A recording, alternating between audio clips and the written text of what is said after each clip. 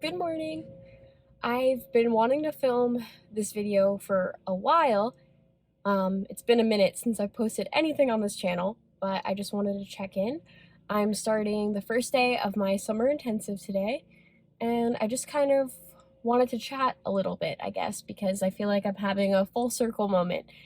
This time last year, I also did a summer intensive, but at the time I was restricting myself so much.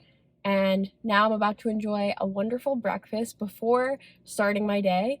And it's just crazy to think about how much has changed in a year for me. Just a month ago, I was able to have my first performance back, which was really encouraging and inspiring for me because, as we all know, we haven't been able to do that for well over a year. So getting to be back in front of an audience was just so refreshing and reminded me exactly why I wanted to do this. But that's not the reason I made today's video. The reason I am talking to you all today is because I want to chat about what I eat in a day videos. I know in the past I have filmed a few, and I do not plan on doing that anytime soon because I feel that they're just inherently toxic, especially for younger dancers who are constantly on their phones and on the internet, which isn't necessarily a bad thing. It's all there. And the comparison, whether we like to admit it or not, is just naturally going to happen. I myself, especially during my most restricting times, would find that my For You page or my timeline, whatever, was about 80% what I eat in a day. And they weren't necessarily plans that would have worked for me.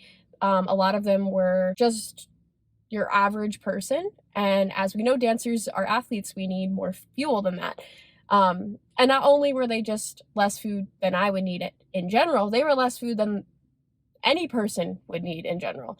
And because those sorts of videos are being normalized, it really can get in your head. And I'm not necessarily the youngest dancer in the room, but I can only imagine how 13-year-old me would feel and react and think about my own plate if that's all I was seeing all the time.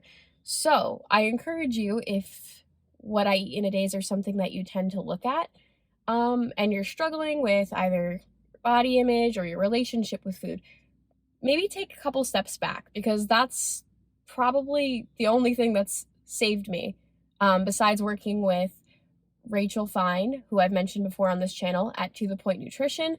I'm actually starting her Healthy Dancer Summer Intensive, which is an online 6-week course, just working on reframing your mindset with food. And it's very important, if you are dancing as much as we are, that you're getting your information from a reliable source, because you can't just take any nutrition advice out there. As we've learned, the internet can go into many different directions, and just because it's out there doesn't mean that it's accurate.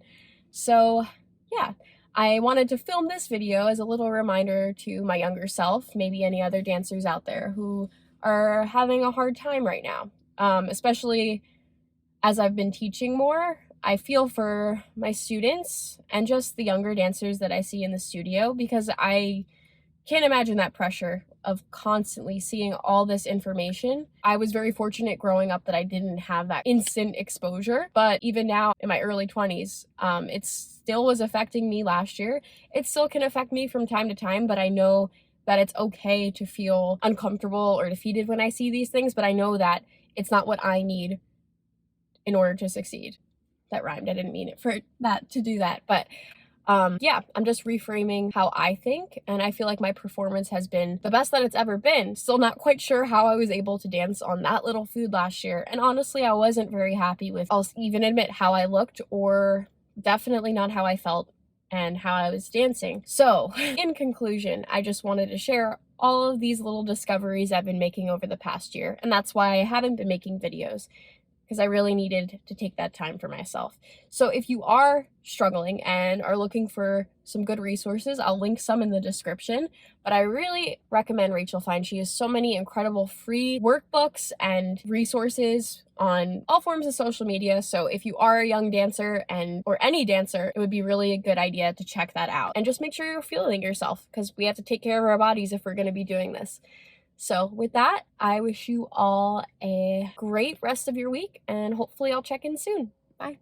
And not to say that there's anything wrong with filming what I eat in a day if that's something you like to do, but there are a few, actually many, that will stand out as extremely restrictive. I have seen some fulfilling what I eat in a day that I think are great for recipe ideas and just different ways to branch out with different foods, but I have no hesitation in saying that a lot of them are. And we all know that on social media, it can be very easy to get wrapped up in comparing yourself to what you see in other people's lives. We have these little highlights that we have to compare ourselves to. It's very easy to go down that rabbit hole, but especially with food. And if you are recovering from an eating disorder or are likely living a lifestyle influenced by disordered eating, it can be very devastating. My heart breaks for the people that are posting these extreme examples of restrictive what I eat in a day, because I know that they must be suffering a lot as well, but the impact those videos have on a large group of people is even more